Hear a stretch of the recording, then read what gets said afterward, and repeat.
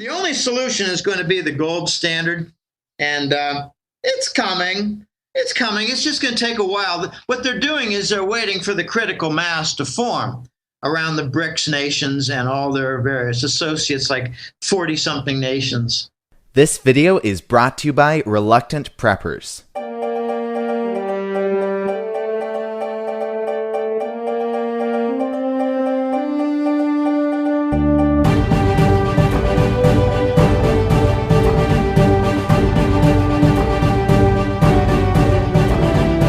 Click here to subscribe for free to reluctantpreppers.com. So what kind of steps do you see will finally take the world back onto a gold standard? It's going to be a number of steps.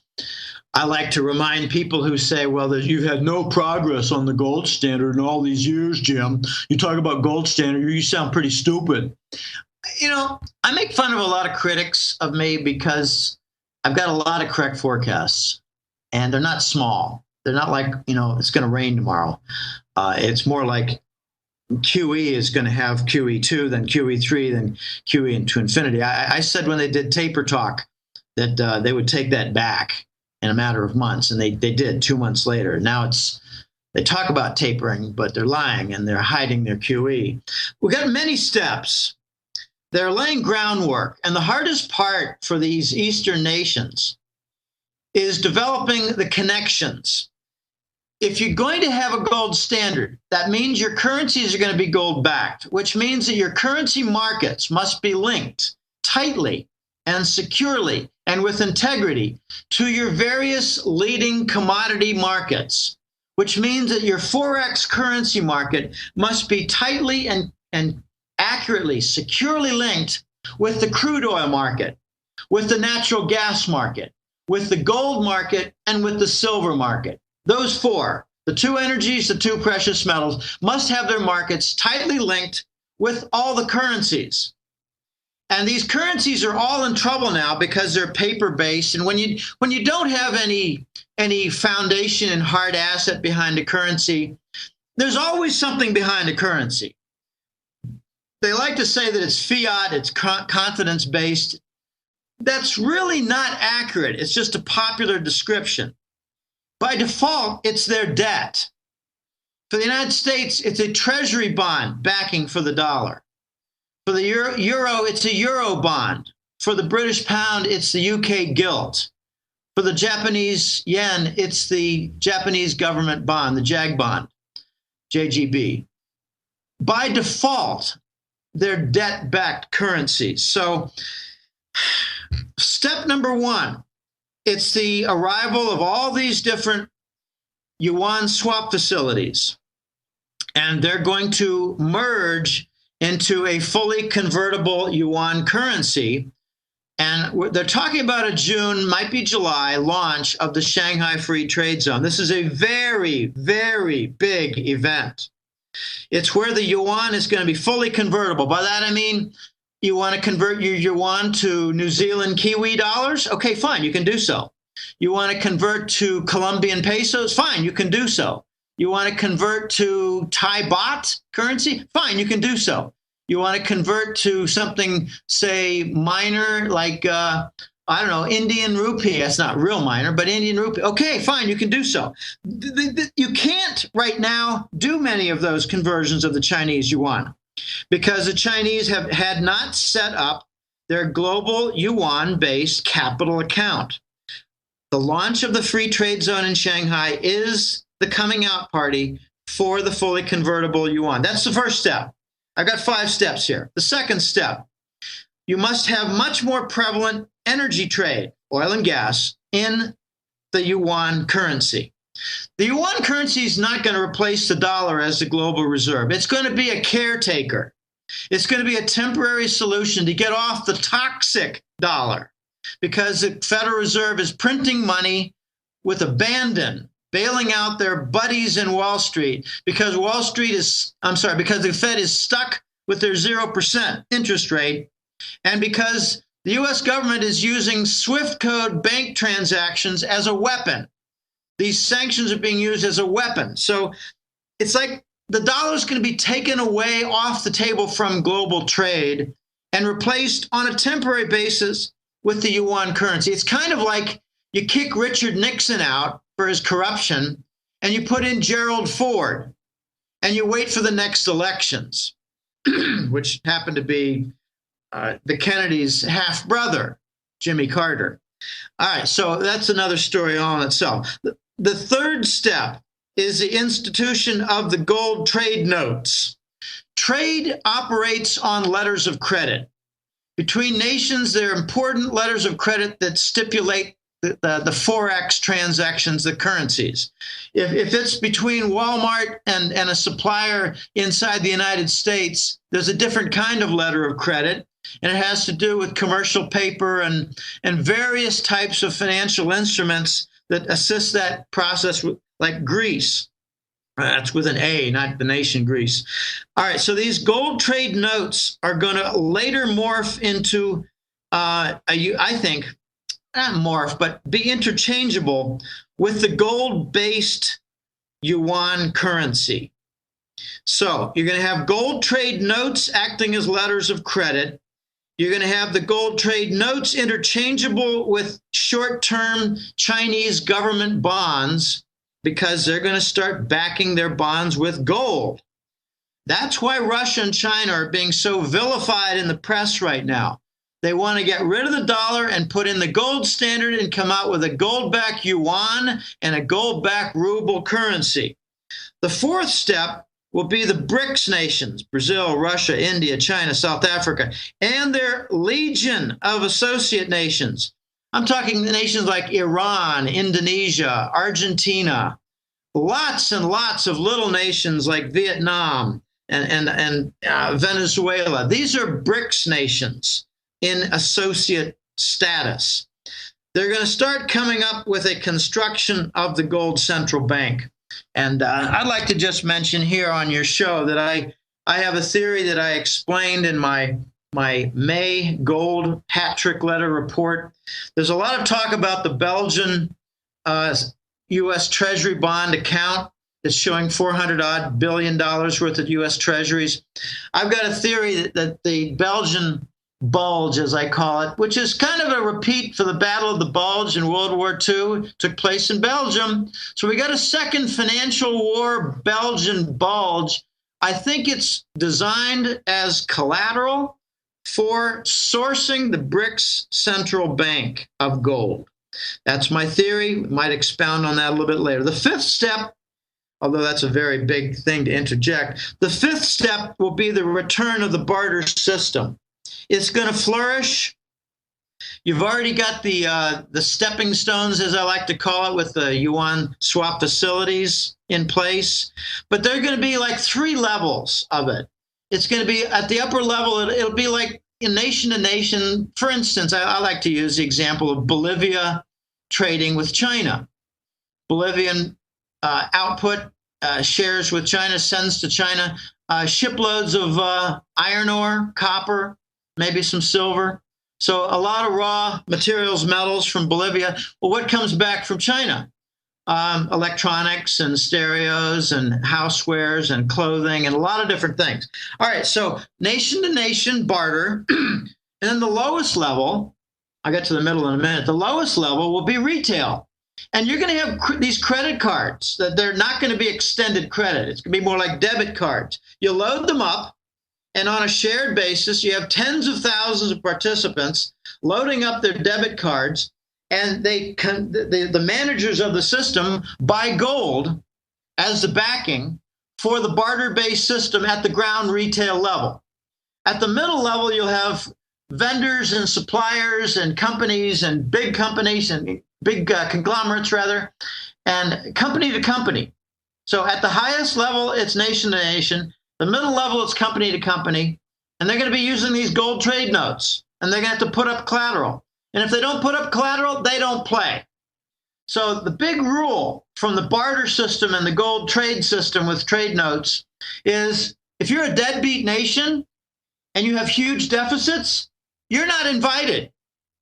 You either get your act together and reindustrialize or, fall into the third world. But you're not going to become a millstone around the global economy like the United States is. The United States has this $500 billion annual deficit that's wrecking the rest of the world, causing huge imbalances. We like to say we're the engine of growth for the world and the emerging market. No. We're the toxic blood source. We're the place where bond fraud takes place. We're the place where counterfeit takes place, where Langley has their stolen $100 bill plates, and they just print billions and store it as Swiss francs in mansions in Switzerland.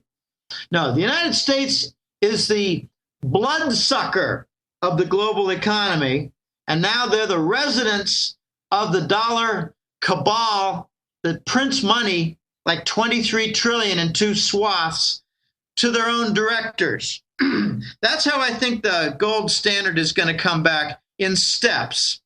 So I was wondering about, how you were talking about earlier about other countries moving away from the US dollar. And I know that China has a lot of dollar reserves. They have 1.3 trillion in US treasuries, and they have a lot of Forex reserves as well, 3.5 trillion. What do you see them doing with all these dollars? Buying up the world's assets. They're kind of in a race with all the Federal Reserve corrupt banker cabal directors. There are about 8 families involved with the Federal Reserve as owning directors. They're all sitting on $1 trillion in free money. And it's interesting, they're not going out to buy that big Bolivian or Peruvian copper mine. China is. They're not going out and cutting a big deal with Iran for a huge gas field and its development. China is. So China's using a lot of their reserves to buy up and secure, say, African metal supply. Oh gosh, I think they bought every single port facility in Australia. So you think there's going to be ever an Australian ban at the port level to ship iron ore, say, or gold ore or whatever to China? You think Australia is ever going to have a sanctions on shipping from their ports to China? No. Who owns all the Vancouver and British Petroleum ports? China does. Now you see China owning 60% of Manhattan's office buildings. Now you see China owning something on the order of 20 to 30% of Toronto's commercial property. The similar 20 or 30% of Los Angeles commercial property. So they're busy. China's busy buying commodity resources, and they've even set up a big company called Zijin, Z-I-J-I-N. It's a gold mining conglomerate. And yeah, they've got some mining operations, but I think the bigger operation they have is acquisitions. They're acquiring for the state-run government firm of gold mining.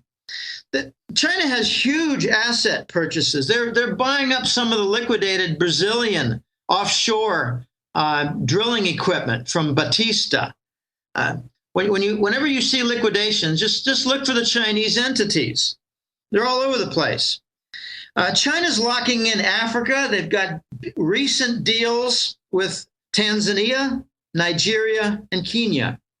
They're locking in the entire Persian Gulf, not just with energy type complexes like, petrochemicals and stuff like that. They've got a huge petrochemical project that's multi-year with Saudis on their western edge, not the Gulf edge, on the Red Sea edge. The Chinese have set up all kinds of supply chain facilities in the Persian Gulf. I'm talking about distribution center sites, and I'm talking about retail malls. China's got huge deals with Iran. And I think that they're actually giving some marching orders to both China's giving marching orders to both Iran and Saudi Arabia, telling the two, kiss and make up, shake hands, you idiots, because China does not want to come between them in their new role as protector in the Persian Gulf. The dollar is dead because the Persian Gulf has now adopted the yuan.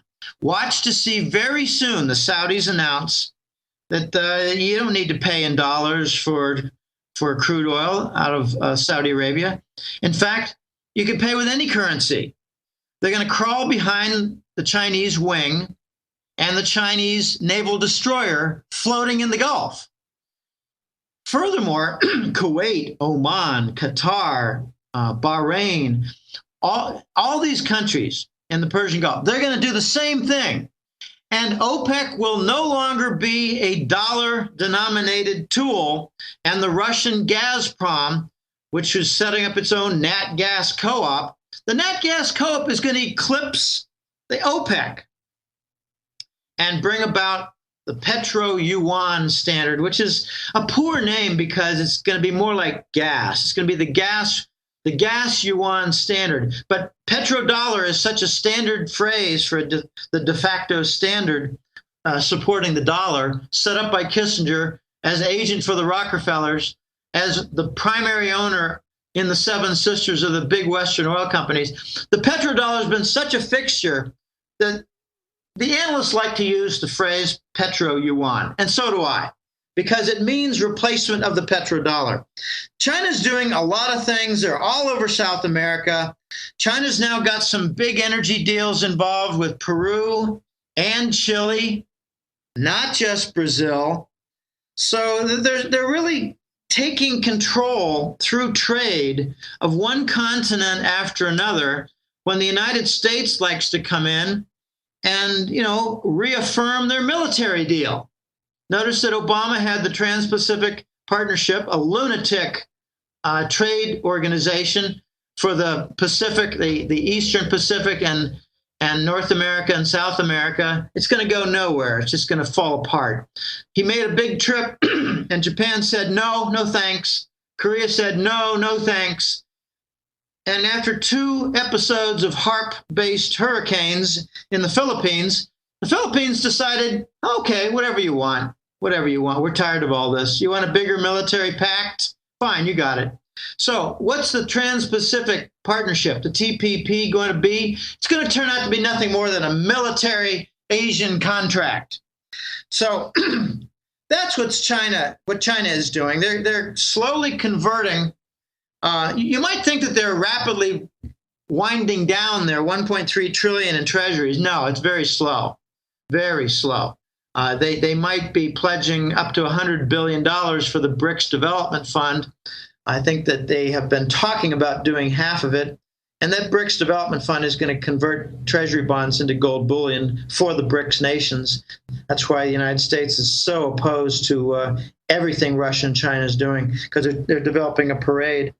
The Chinese got a real challenge, Elijah. They need to keep the United States propped up and continuing so they can drain more of its assets and take control like carpetbaggers of its commercial property and its land. And notice the weird stuff going on in Nevada with Bundy and all that, Bureau of Land Management. Behind the scenes, not in the news, was a Chinese solar energy field project that China backed out of. They said, you guys don't have control of your own land. You can't even push farmers off their own property like good fascists. You're not even efficient fascists, they said behind the scenes. So China's doing a lot of things, and they're going to be converting to hard assets and commodity supply and port facilities and agricultural fields and Athabasca, Alberta, tar sands. They're all over the place up there. Mentioning about China and Russia, what is your perspective on the China and Russia energy deal that's actually now official? And, it was called, the holy grail of energy deals. Why do you see that no payment method has been cited yet? Because I think it's so complicated. It's to span 30 years. It involves $40 billion of committed investment. Don't you think that before the 30 years are up, or even before 10 years are up, the dollar is going to be gone? So why would you want to, why do you want to write a contract in dollar terms or even euro terms if in 3 or 4 or 5 years there's no more dollar or euro, or it's transformed into some other currency? So it's very complicated elements. You also have contingencies of completed pipelines. They've got one pipeline that operates into western China coming south from central Siberia. The plan is to extend that into the western provinces. They have no pipelines now on the Pacific coast of Siberia going into China, so that's a plan. Well, what if you have delays? What if you have some serious environmental problems? I don't mean like demonstrators in Siberia holding placards, freezing to death. No, you don't have population much in Siberia.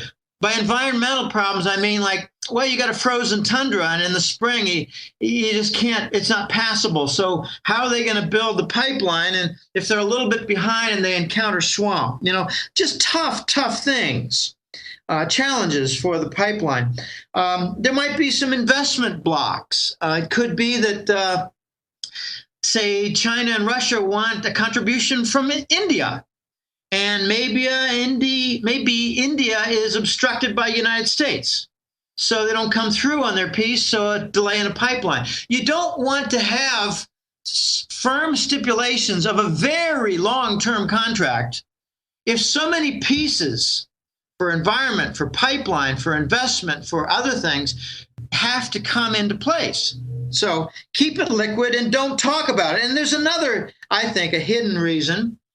They don't want to talk about, say, all the payments to be set up in terms of yuan, Chinese yuan and Russian ruble for, say, the next 3 years, when China really is going to make payments in treasury bonds, dumping their treasury bonds reserves. This is a perfect opportunity for China with a multi-billion-dollar commitment to get rid of some of their treasury bonds. So the pipelines are going to be built with treasury bonds in a vast dumping process that they don't want to talk about. So there's a whole lot of other things. Keep the West guessing, prepare for a salvage operation.